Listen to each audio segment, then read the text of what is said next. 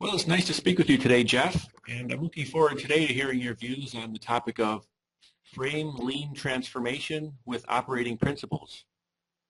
Thank you, Dustin. It's good to talk to you again, too. By way of refresher, I'm with Back to Basics, a consulting company that primarily works with manufacturing companies on lean and business process management initiatives to help get competitive. Well, the topic about frame lean transformation with operating principles is one that is, I think, a very important topic for companies, particularly those companies that are serious about transforming their operations to be lean and more competitive. And when they do that, their initiatives are going to elevate to a strategic level, and very likely costs are going to go into the hundreds of thousands, if not millions of dollars, depending upon the size of company, of course. So this is an investment in the future that requires some structure, and one part of that structure can be operating principles. Operating principles are 5 succinct and focused statements that provide the leadership with evidence that they have developed a direction, and with the workforce with a sense of what's the most important. The operating principles create alignment from top floor to shop floor if they're done well and effectively. They help the leadership teams and the workforce to avoid wandering and thrashing. You know, wandering and thrashing and confusion. What a form of hidden waste that is, that sucks scarce resources that could otherwise go to important work, and quite frankly can make an organization angry. So the process to create the operating principles is a simple process. The output is a simple output, but the value to an organization, Dustin, I believe is profound. And can you talk a little bit more about why does a company that is embarking on a transformation journey need what you call operating principles? Well, if a company has been on their improvement journey for some period of time, they, they very likely have started off with spot projects or relatively narrow projects.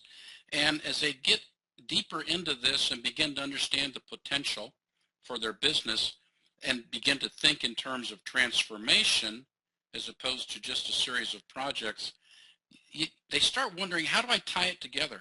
How do I create a sense of purpose with this initiative or this improvement transformation? And the operating principles are one way that you can begin to create that link or anchor that pulls this all together. How do operating principles differ compared to business strategy or goals? Well, operating principles are very, as stated, very operational. Now let's contrast the operating principles to the business strategy that says we're going to be in XYZ market and this geography. That's the business strategy that tells you where you're going to go. This is not what the operating principles are doing. Likewise, you might say that our financial goals are to reach Y% of return, or return on assets, or RONA, or whatever your measurement happens to be. Again, that financial goal is something that's very specific and for a stated purpose. But again, it's different than the operating principles. The operating principles define what you want this business to look, smell, feel like. It provides a sense of direction that's at a higher level that we can become very passionate about, quite frankly. Can you share a couple of examples of operating principle statements to help us understand what they look like? Sure, Dustin. Let me take 2 here. And these are 2 of my favorites. And by the way, from company to company, these operating principles aren't going to be the same. This isn't a cookie cutter, but rather it's something that you build to be consistent with that organization. So the couple of examples I have, the first one is clear or clarity. Now, the statement that goes with this for this particular customer, or I'm sorry, for this particular client, goes like this. Clear. There is no ambiguity in our work processes. We know what, when, and how to do it. That's a pretty succinct statement, but it's full of meat and potatoes. See, if I go to a part of my operation and I don't have standard work, I don't have standard processes, I don't have a consistent way that things should be done, then I don't have clarity. Likewise, if I have somebody working on my front line in my business, and that person on the front line asks their boss or their technician that comes around or their quality person a question about what they're doing, and we don't give that person on the front line an answer and leave them hanging, we don't have clarity. And what a disservice we do when we create that kind of situation. The second example is clean or cleanliness. And the statement for this particular client goes like this: our facilities are clean and organized, always customer visit ready, anytime, any day. Now think about that statement. It says, I don't care when you come to look at my plant. If I'm in a manufacturing business, that's where a lot of my world tends to be. I don't care when you come. I'm not going to get ready for you. I'm always ready for you.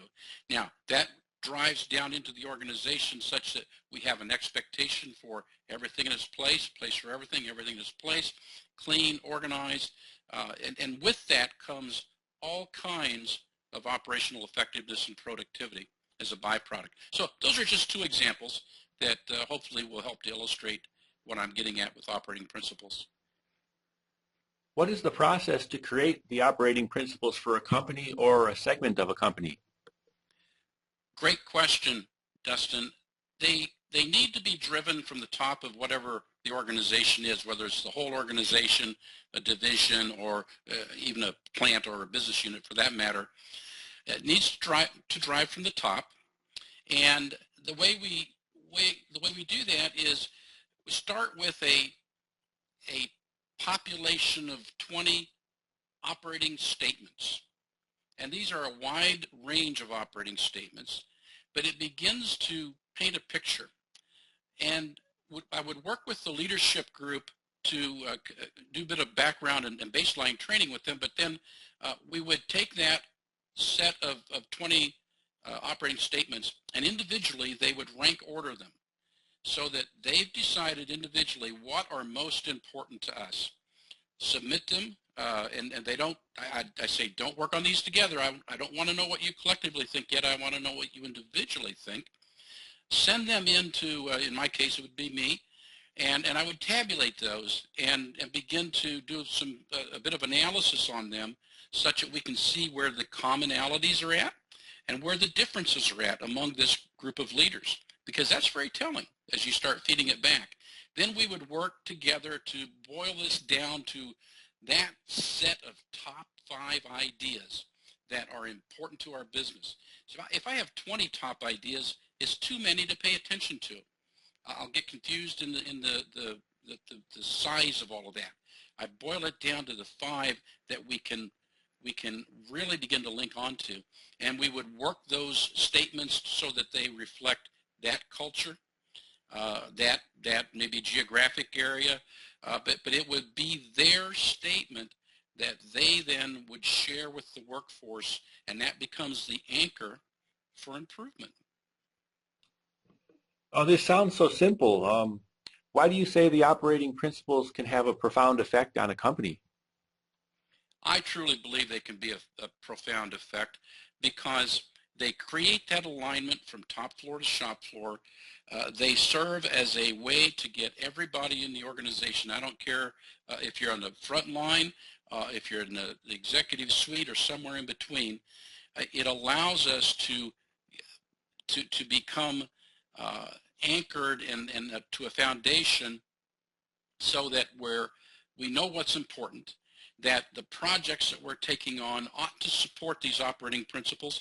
And quite frankly, sometimes somebody will say, here's a project we ought to do, and it doesn't support the operating principles or vice versa. And you say, is this a project we really should do? Maybe it's not. It helps to sort out some of that wheat from chaff, but it allows that whole organization to become passionate about improvement. And that's why I think it is so simple, yet so profound. And thank you, Jeff, for sharing today. Well, thank you, Dustin. It was my pleasure. Talk to you later.